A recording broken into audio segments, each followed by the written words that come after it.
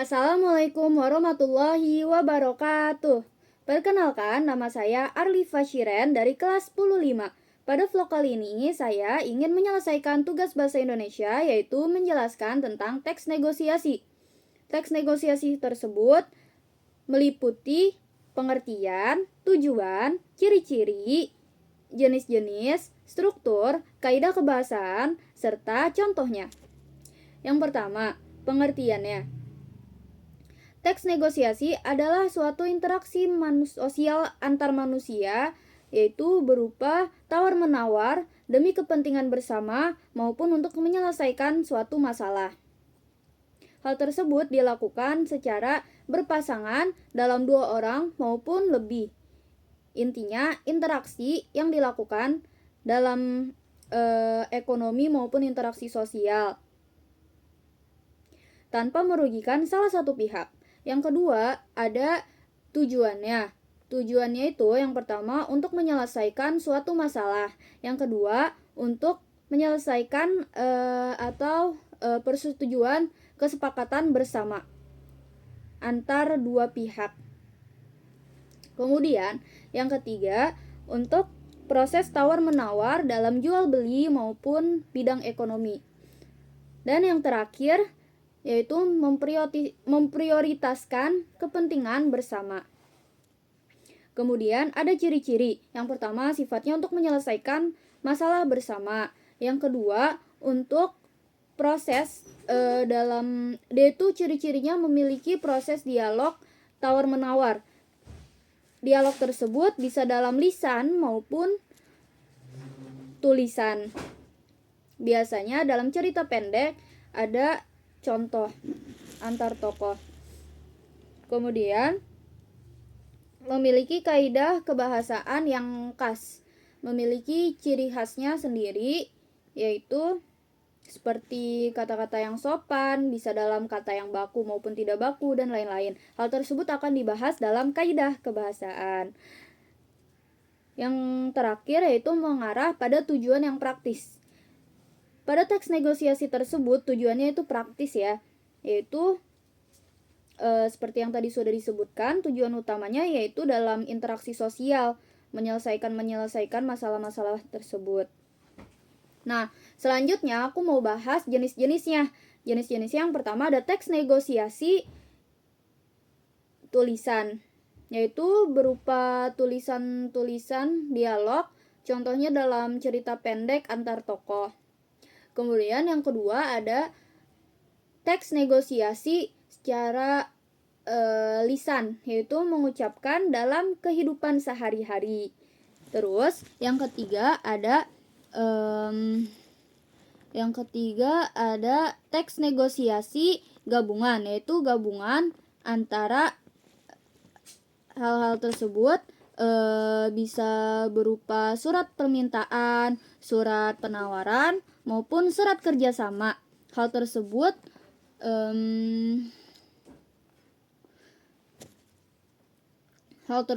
secara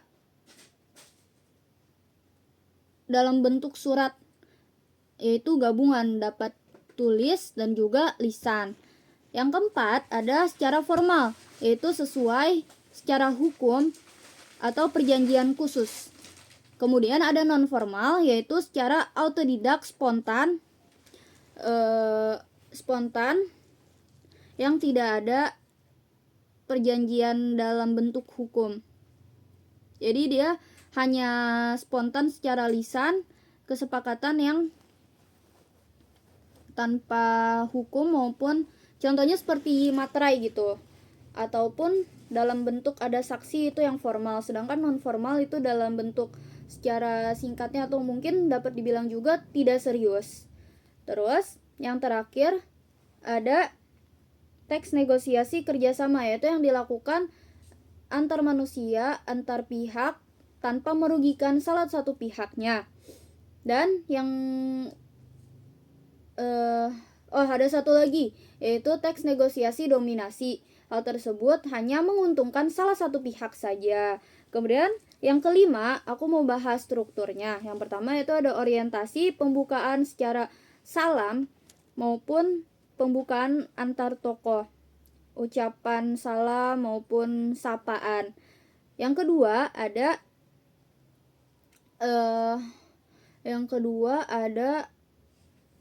pengajuan. Pengajuan yaitu permintaan dari salah satu pihak.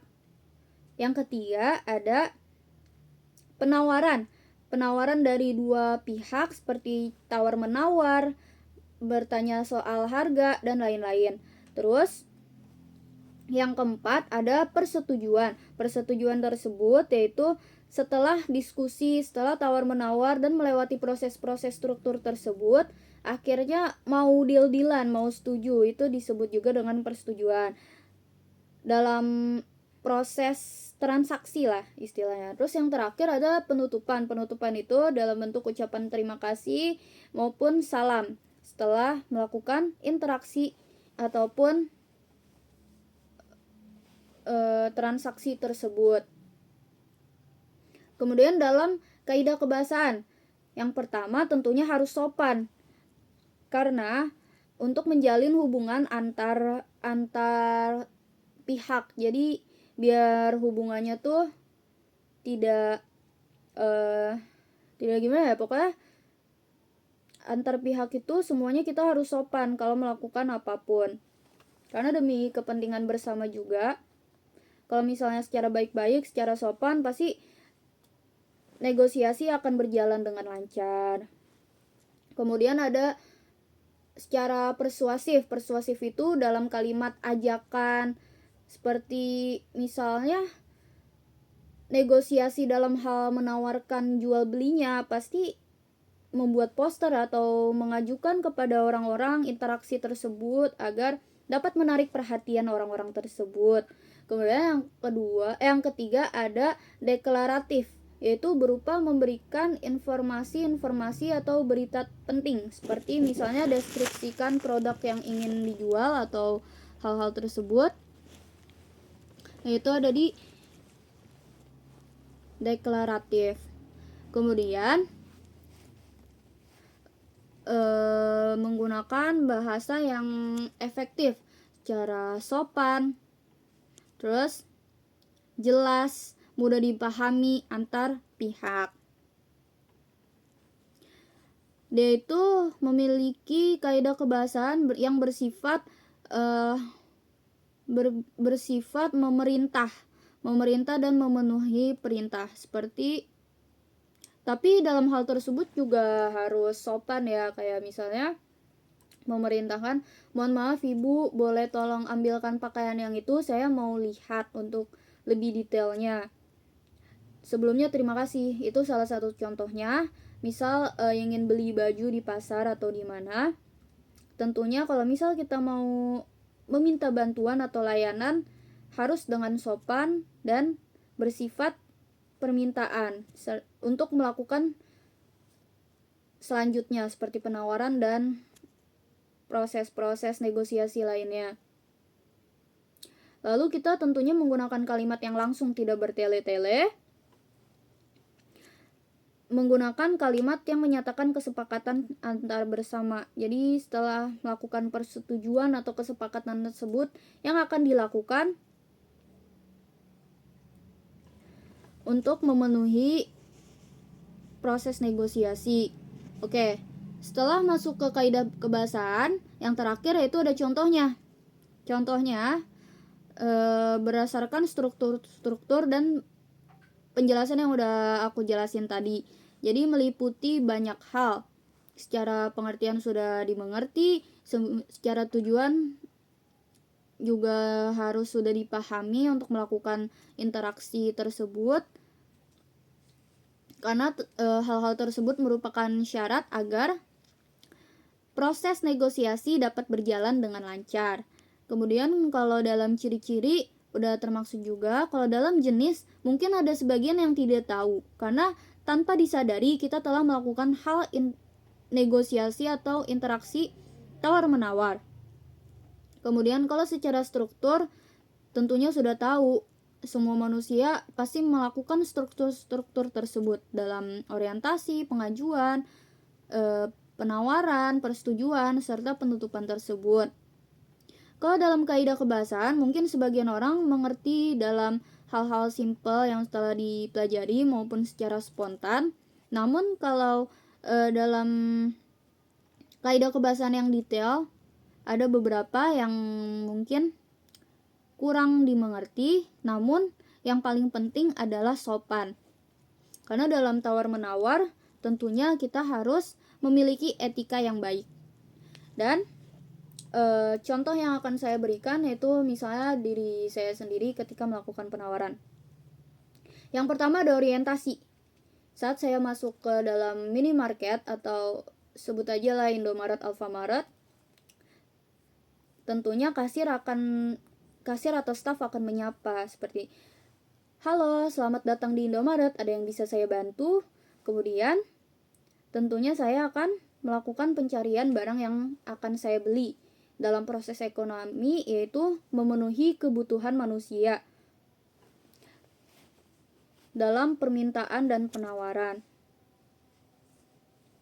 untuk memenuhi kepuasan manusia.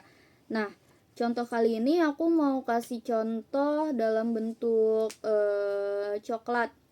Contohnya, mohon maaf Mbak atau Mas, saya mau membeli coklat. Apakah ada coklat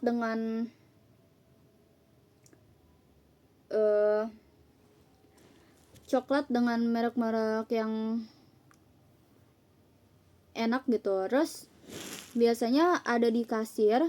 Kemudian kasir biasanya pun menjelaskan produk-produk tersebut secara merek, ukuran, dan lain-lainnya. Istilahnya yaitu mendeskripsikan. Kemudian saya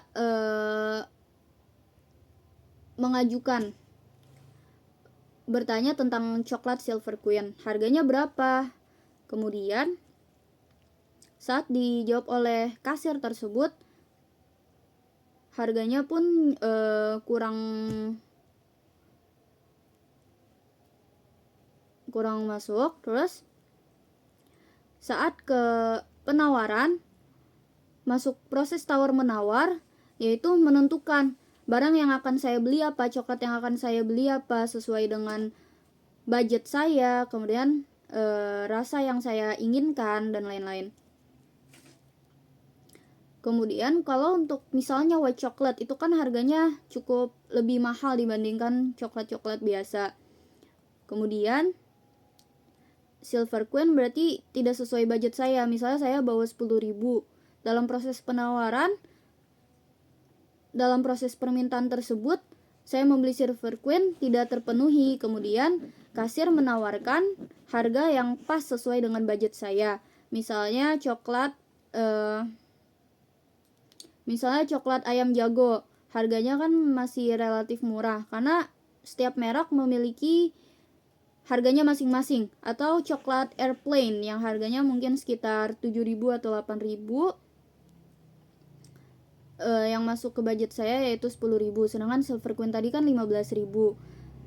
Setelah itu melakukan persetujuan, yaitu sesuai dengan budget saya. Kemudian sudah dilakukan penawaran atau pemberian informasi dari kasir tersebut, dan akhirnya melakukan persetujuan. Terus kasir tentunya akan mengarahkan saya untuk melakukan proses payment. Nah, yang terakhir yaitu ada penutupan, yaitu salam atau ucapan terima kasih antar kedua pihak setelah melakukan transaksi tersebut, setelah sudah terbeli. Berikut adalah contohnya. Sekian, terima kasih dari saya. Wassalamualaikum warahmatullahi wabarakatuh.